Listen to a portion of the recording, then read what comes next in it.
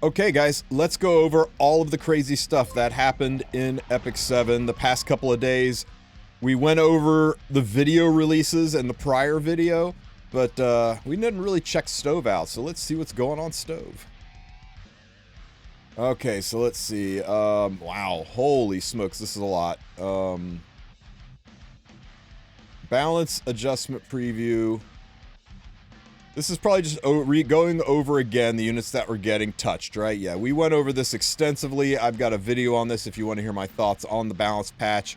My biggest takeaway from this is people who think Flan's getting nerfed are just suffering from brain rot. I don't know how you can look at this skill set and not think this is an insane nerf that's going to be so difficult to fight at. It's on par with saying she might be bad for the game.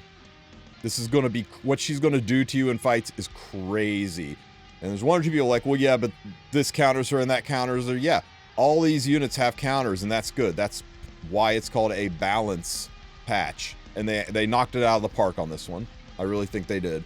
The only possible negative thing I could say is I'm not sure the changes to some of these will work in today's meta, but all of these units were unused. Literally unused. There's 5 or 6 people out there like, oh, but I use them. Yeah, okay. That doesn't mean it's a heavily used unit, right? 1 or 2 people using a unit. Statistically still unused unit. And I think these changes have the potential to make all of them used, except maybe Acades. I hope you guys have all gotten your Luna rewards. They're still available if you haven't picked them up. If you haven't, there is all of the stuff. Okay, if your chest is still in your inventory, then E7WC Final is the password for it, and you can go to this site right here.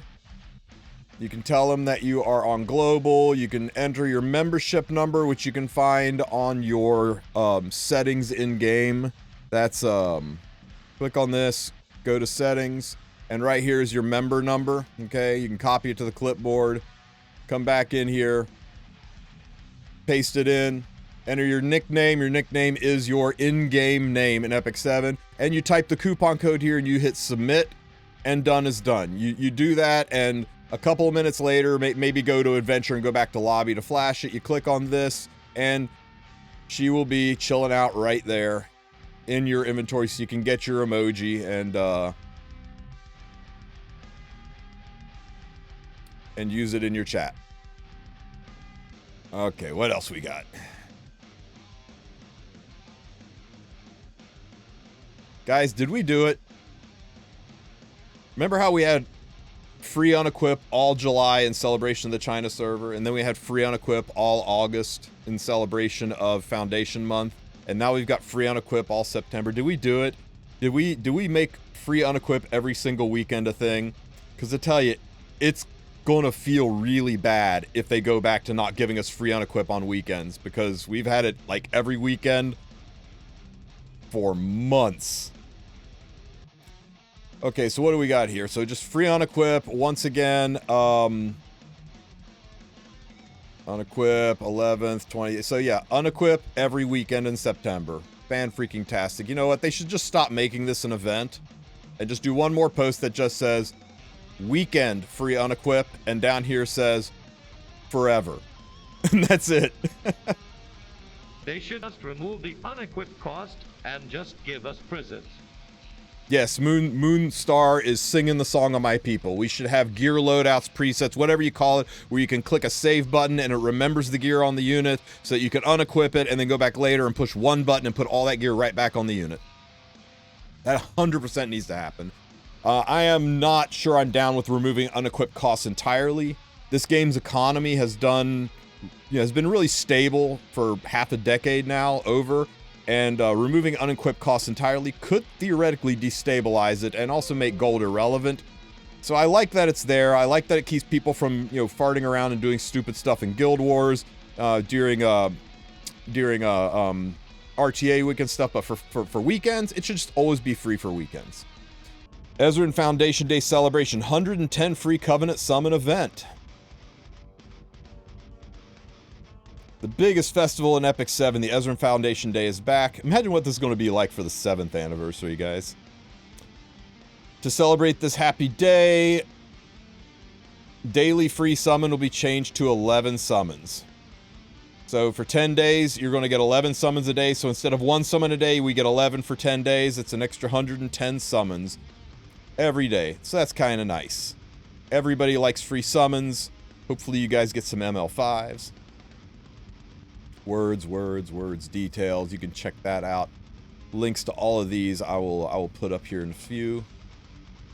Or you can just go to look at the latest on Stove. Ezran Foundation Day, 14-day completion check-in event. So this is the big one, guys. This is the big one. So there's going to be a daily check-in event, and you don't want to miss it. You want to log in all 14 of these days. Now, it's a 30-day event, right? The schedule is from the 2nd to the 30th, and it's 14 days. So all you need to do to get everything is make sure that across these 28 days, you log in 14 of them. You can miss every other day and still get all the rewards, but if you miss more than 14 days, you're missing out on the most important rewards. So even if you aren't playing the game, just log in, ping the server, and get the freaking rewards, right? Because the rewards are sick. First day, you're going to get an artifact. This will be an artifact like this, right, guys? It's something that's going to increase the friendship of your units. They're stackable. It only works on the unit it's on. I'm currently friendship leveling my Ilanov, so I've got it on her. You can, if you've got multiple of these, you can put them on multiple units, and each unit will get the friendship boost. And it just doubles the friendship from doing the event. So it's a nice little way to power level the friendship of your units. That's what this thing is, and you'll get that on day 1. And then, holy crap, 55 leaves. This is going to be the gear. You're going to have reforge or mana reset stones. You're going to have basically a free ML5 summon, right? It takes 6 of these. And then on the 7th day, you get your artifact selector ticket. Artifact selector ticket will work on any artifact that's been released on a banner that is not currently up. If Frida's banner is still up, this event goes live. Even though it's 7 days away, this event will have gone live and this artifact will have been coded. So Frida's artifact will not be on this, but it should. Well, Frida's limited anyway. So Frida's artifact is definitely not on it because this is not a limited selector. This will work. Even if Frida's artifact wasn't limited, it wouldn't be there because her banner was live when this went live. All artifacts should be on there. Brigitte should be on there. Guys, this was from the Ezran Foundation Day 2023. And read this verbiage. Once obtained, players can use these 2 items to pick a free star artifact or free star hero selected from normal banner heroes, excluding limiteds, that have been released up to that point in the game and have had their banners released already. That means if they have had a banner in the game and the banner is closed, these work. So unless they change it from the way they did it last year, you should be able to get Brigitte's artifact if that's what you want. You should be able to get any artifact that's currently in the game that's not limited, that's not collab, and that's not currently active. You can't save these and sandbag them and use them on a new banner that comes out later. So unless they change it, they should work. On the 14th day, you get the unit select summon. God, a lot, 300 mystics, nice. Another bottle. God, they're being really generous with these bottles of knowledge. I love it. And once again, this will work on any unit that's not limited, that's not collab, that's already had its banner completed by day 1 of the event. That means no Frida, she's limited, and even if she wasn't, her banner was active when this event went live. You will be able to pull Wukong from this. Wukong was not a limited unit. I know he feels like a limited unit. It's a freaking Mandela effect with thinking Wukong's limited, but he's not. You could get Wukong if you want. If you guys want my advice on what unit to pick, I put a tier list video up, and you guys can check it out. If you want to screenshot it here, this was my tier list of what I recommend you pick up from the summon. These are all incredibly useful units, especially for early game. These are all units that have some niche use somewhere in the game. If you're looking to break into PvP, if you're looking to get into Guild Wars Arena RTA, You can't go wrong with the units that are early on this list. In my opinion, left to right, top to bottom, but you always pick the unit that you need to solve the problems you're dealing with. Or you pick the unit that you just love. If you think Hua Young is the hottest thing to walk the earth, then you are a man of culture, and I salute you. But if that's the unit you want, you get it, and you be happy with it, and you enjoy your game with your favorite waifu. Okay, guys. People have been asking me left and right, what does fully decked out unit mean? Because one of the things that we are getting from this epic event is, it's down here somewhere. Making me jump ahead.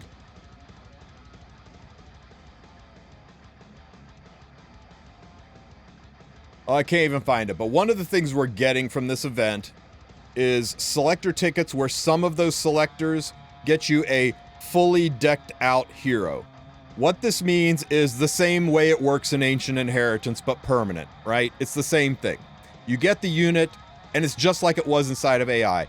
It's level 60, it's max Moled, it's max Awakened, it's ranked all the way up.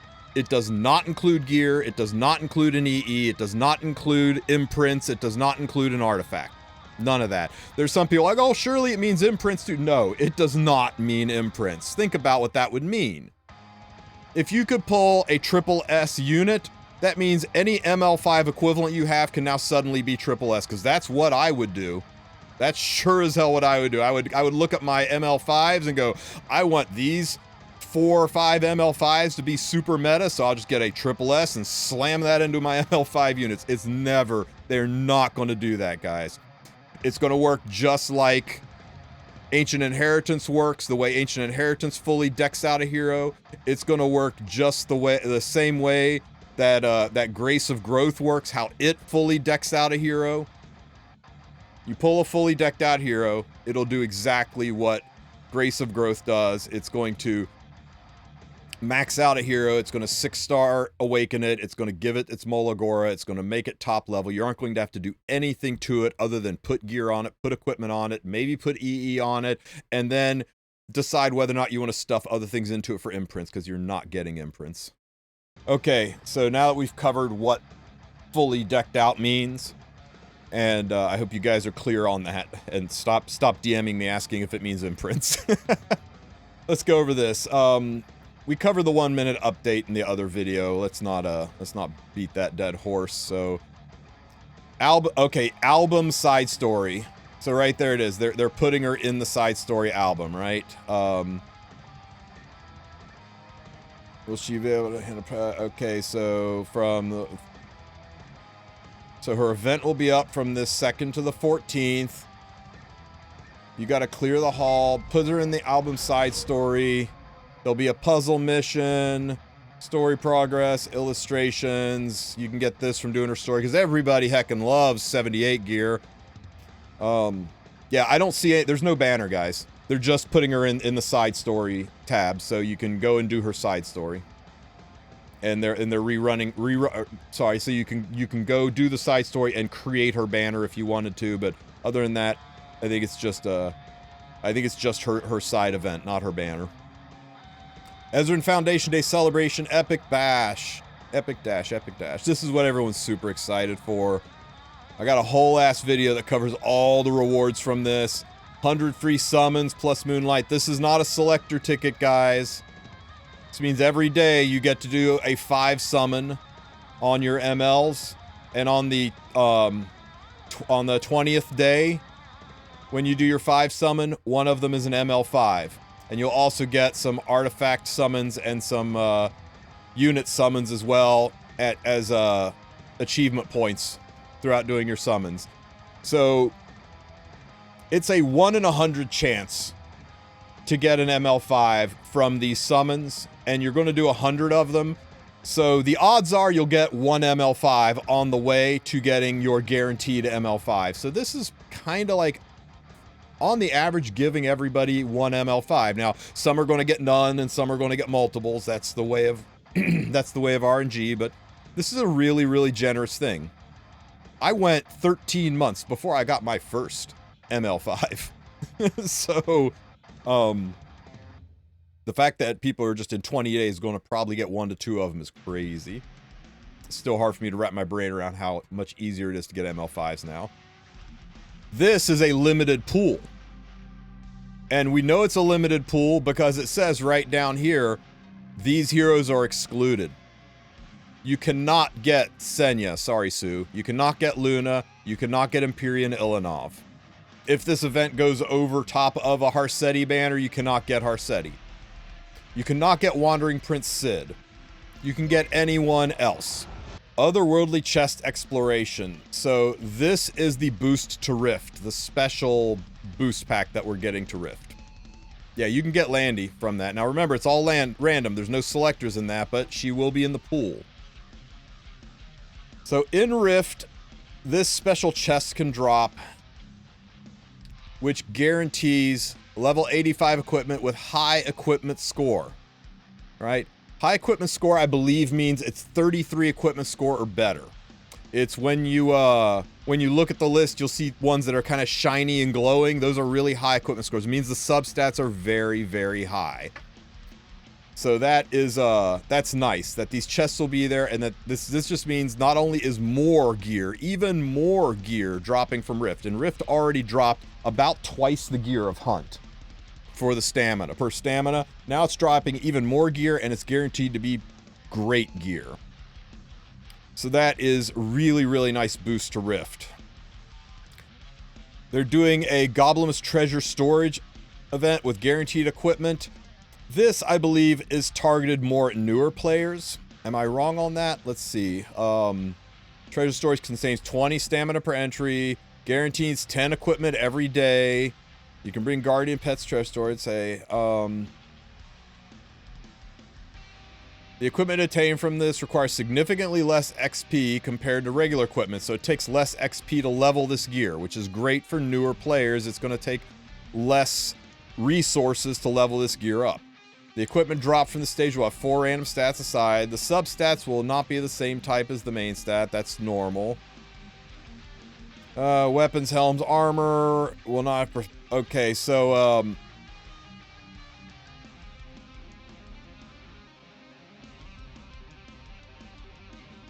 except for weapons, helms, and armor, will not have percentage-based substats other than speed.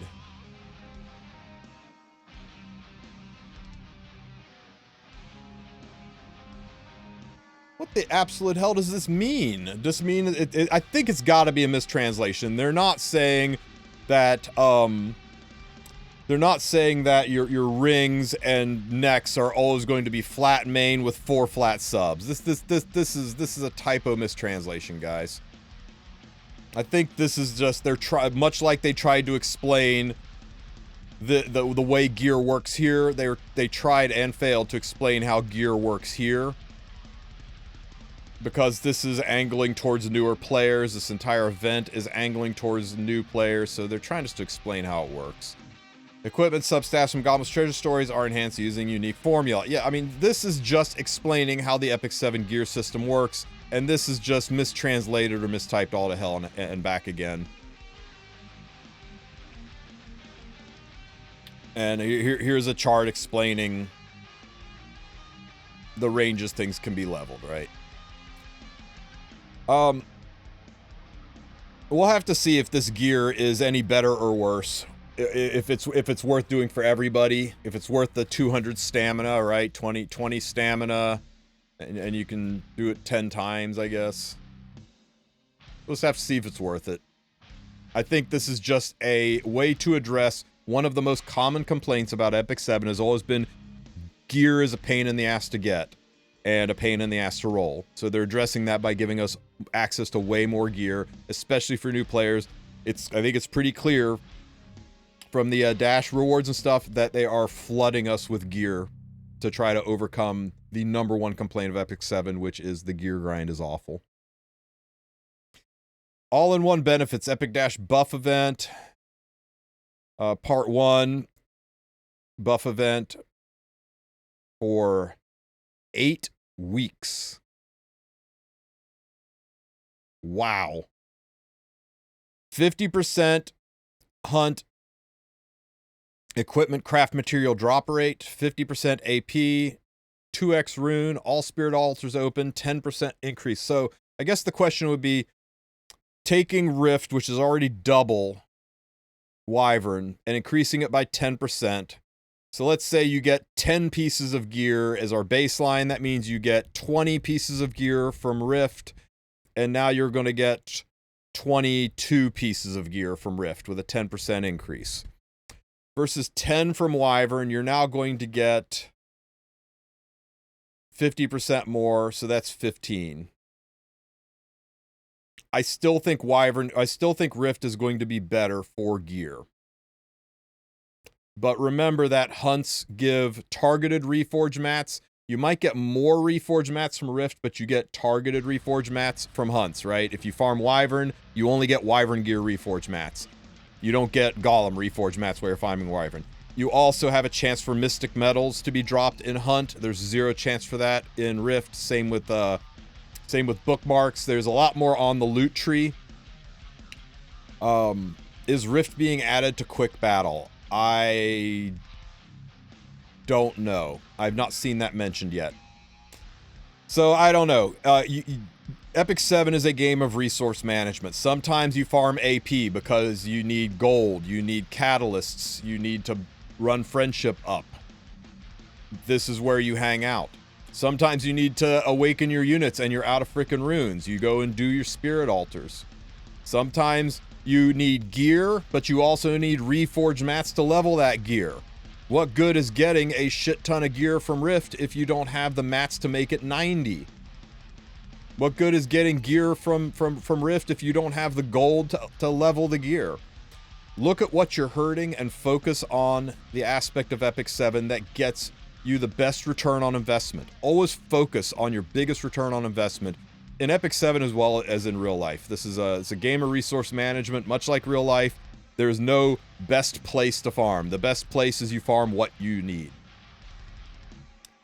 And then we're having, in addition to this effect, which is going to be there for the entire 8 weeks, we're having additional ones that are happening on the weekends. It looks like 30% increase to XP, 30% increase to account XP, 30% gold increase. These are going to be some seriously nice AP farming weeks, right? You combine these with this, you're going to be rolling in gold, AP, and catalysts. You're going to have so damn much gold. Holy smokes. This week, 20%. Now you're knocking on the door where Hunt is almost the same as Rift, as far as getting the crafting materials go. It's close enough where I might say it's close enough that the other benefits of Hunt outweigh Rift. So yeah, when this happens, the time that this happens, I don't know if each of these are happening on separate days, or if on these days all these effects will be applied. If all these effects are applied, this once again pushes Rift up front for getting gear, but maintains Wyvern is still a good gear place that also gives more gold, more reforged mats, and the chance to get bookmarks. And of course this, you guys will be swimming in AP. I'm curious to see if each one of these is tied to a date, or if these dates are tied to all of these, but wow. They're gonna sell so many Burning Passion packs. Okay, guys. New and returning heirs only. So, new heirs are the account is 90 days old or less. From date of creation. 90 days old or less. Not number of days played. That's what they considered a new player. And returning heirs is somebody who has a 30-day or longer gap in attendance. If you haven't played for 30 days, the game will consider you a returning player. If you meet one or both of these, oh no, you can meet both, but if you meet one of these conditions, you will get these additional buffs. Holy crap, you're gonna grow so fast. Everything is gonna feel so impactful. Everything you touch is gonna be huge. You'll be rich by the end of this event. That's so nice. And this is why a lot of people, this kind of stuff's why a lot of people are like, son of a bitch, they drug me back in. I was out, and now I'm back in. Play Epic 7 every day, additional daily rewards. I mean, live service games are all about making sure you log in every single day. So, of course, every single day you log in, they're giving us 10 additional quick battles. These quick battles can be used in hunts, adventure, spirit altar. They cannot be used in arena. These quick battle things are not arena quick battles, but they're everywhere else that you can quick battle in the game. They're giving us 10 additional ones every day, so you're now up to 20 quick battles. That's huge. And you're getting 100 stamina every day to help take some of the sting off those extra 10 quick battles, right? If you use them on adventure, that's 8 stamina, you're in the black. If you use it on hunt, it's a lot more than 100 stamina, so yeah. If you have more than 11 quick battles, you won't be able to claim the Epic Dash reward for quick battling. Okay. Make sure you do your quick battle first, then claim this? Is that what it's saying? It says you won't even be able to claim it. It's not like you claim it and it doesn't work. You'll click on it and it's going to say you've got too many quick battles. So you'll have to go and use your quick battles and then it'll be claimable, right? It's just you can't claim it, not that it doesn't have an effect. For heroes who cannot use quick battling feature, you'll not be able to claim it at all. So if your account's early enough in the game that you haven't unlocked quick battling yet, you won't be able to touch this at all. So, but I tell you what, with all the rewards and everything that's going on, you should be able to get to a rank where you'll be able to use this. You might miss just a couple of days. Don't sweat it too much. Okay, so additional connection mission difficult adjustment and improvement. The new heroes obtained from connection have been added. So they're adding, you know what? Everybody has talked about Tamarin, but nobody has talked about Camilla. Now I can make guides all over the place with Camilla, and I don't have to hear somebody say, do we have a replacement for Camilla? How awesome is that? Camilla, defense break, dual attack with highest unit, self-healing, gives herself skill null, attack buffs the unit. She's a 5-star unit and a 4-star kit. Camilla is great, and she is 5-star unit and a 3-star kit. 5-star kit and a 3-star unit. I'll get there sooner or later. I'm almost more excited for her being in the connections than I am for Tamarin being in the connections. That's great. The difficulty for some of the connection hero missions are adjusted. Lorena Furiously, so they're dropping it down, right? You no longer have to kill all this stuff for Lorena. It's just do 10 battles with a supporter. They're basically making the connection hero missions stuff you can bang out in a day. So that's pretty great. Some heroes obtainable from connections are removed. So they are removing Montmorency, Alexa, Hazel, Elson, Jack, all these units from connection. Mostly it's the 3-star units, right? Are there any non-3-star units here? Momo, 3-star, Alexa, Hazel, 3-star, Elson, 3-star, Jack. Silk is a 4-star. Cartou's a 4-star, Crozet, Maya, and Kawazu. So other than these unused units, they're removing most of the 3-stars. The last 5 or 4-star units that you don't really use. You're going to pick these up. Look at how many summons we're getting this month. I think it is statistically impossible to not get all of these units in the next 8 weeks with all of the free summons we're getting. So just relax. It's okay. You'll still be able to do their specialty changes. They're just being removed from the free connection. It's just, you know. Yeah. Don't sweat it too much. They had to declutter it. There was just too damn many things on the connection table, and it was overwhelming for newer players. It needed to be cleaned up to give room to add new units. Other improvements in AIs. The new mission groups have been added to the Adventurous Path. So 3 new mission groups have been added to Adventurous Path. If you have completed your Adventurous Path, it will reactivate and show these things. Whether or not you're grandfathered in and it's just a button click to claim it, or you'll have to actually do those things afterwards, is left to be seen. But you don't have to worry about, oh no, I already completed my Adventurous Path, I don't get Brieg. I already completed my Adventurous Path, I don't get these new things. You will get it, guys. They're not going to add content and exclude 90% of the player base. The structure of Adventurous Path has been improved to provide a faster boost for new heirs. So, okay, so they're making Adventurous Path a little bit easier to finish. In draft mode. In draft mode, they are adding Empyrean, Ilanov, Festive Ida, and Frida. So if you want to play out and test out the units, try it before you buy it, so to speak, you can log in and do draft mode and try these units out. And it looks like Bloodblade, Kryn, and Lethe have had their equipment stats change, so they keep mixing it up a little bit, and that's pretty cool. Can you tell the CMs to tell SG to activate draft mode for LVL1 accounts? Sponsor people gonna have to grind to LVL 60 to try it, and they cannot show properly the game.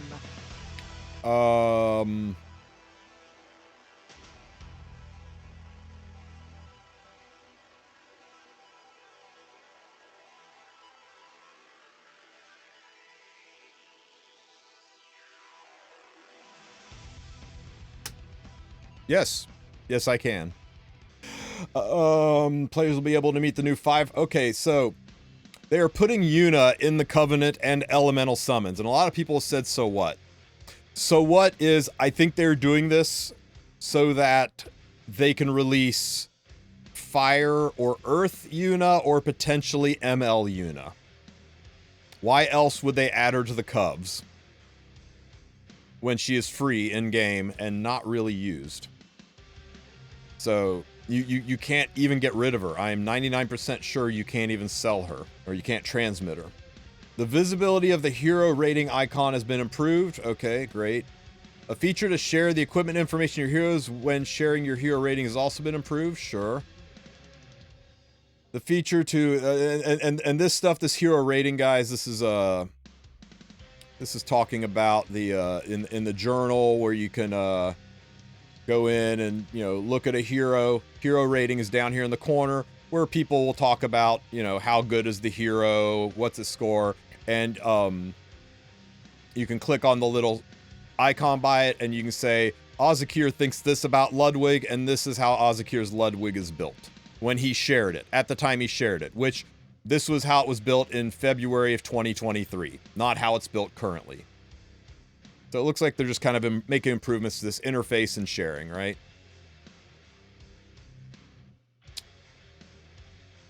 A feature to instantly complete specially changed missions in specially changed using Skystones has been added. So if you really can't be asked to do these now nerfed and easier missions, and you just want to get it over and done with, it looks like they're going to let you drop Skystones and just do it. You're like, I don't want to do 10 battles with supporters. That could take like 5 minutes. You can drop Skystones and just have it be done, right? The sorting criteria for hero acquisition order has been adjusted. Descending order. It's going to sort it by acquired heroes first, and if you do ascending, it'll sort by oldest heroes first. I'm not entirely sure I understand the difference. The only thing I can think of is maybe is reversing it, right? And by that I mean, I go in and look at my heroes, and I sort by acquisition. It immediately sorts it by descending first, and it's got my oldest unit first.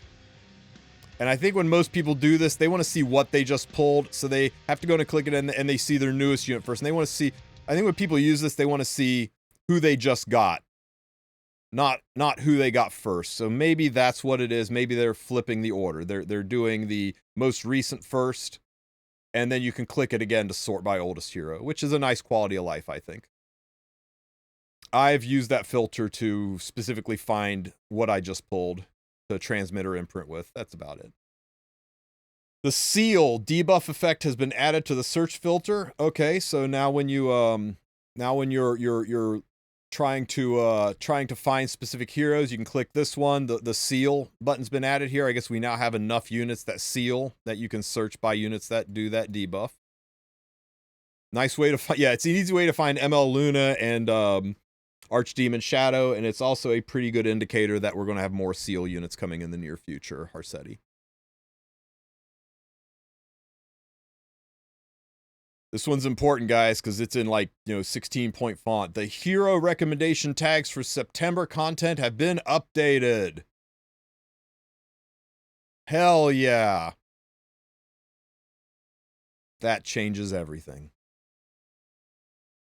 Is there maintenance today? Yes, there is maintenance tonight in about 10 and a half hours. We'll do a maintenance podcast just like we normally do, and I'll see if I can get us a guest.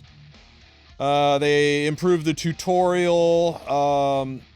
Item shortcuts have been improved, only work in designated locations. The visibility of challenge and expert hunt events has been adjusted. Quality of life, UI changes, unlock conditions. They made it a little bit easier to unlock conditions for event submissions. Some of the rewards for new air check-in have been changed. Gold has been changed to the same thing. Penguins has been changed. Okay, they moved penguins down to day 4. They moved this to... They didn't change anything. They just reorganized them. That's crazy. The entry condition Rift has been changed to rank 60, which is good because with Wukong, it's much easier to get into Rift. Happy anniversary, Tsuchikage. They added the packs, and Monday after maintenance, all of this shit goes into effect. Commemorative profile badge for the World Cup will be awarded to the top 100 ranked heirs. The hero recommendation tags have been adjusted. The button to share. Okay. So this is what the share image is going to look like, I guess. It's going to show the gear and everything. This is kind of nice. And there's the share button to share this image. I kind of like this. How many people say, hey, can I see that gear when you share something? So now they'll be able to see the gear as well as the stats, not just the stats. Why can't this just be what the hero screen looks like? Right? This is a really nice UI for the hero screen. I like this. They should just make this the permanent hero screen, not just the share button.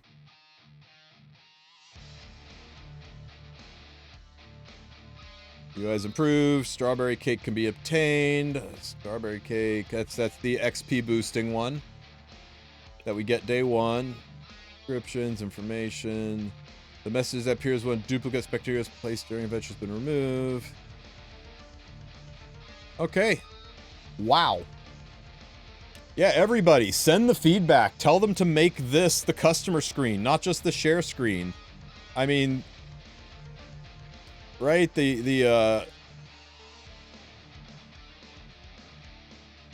Where's the share screen?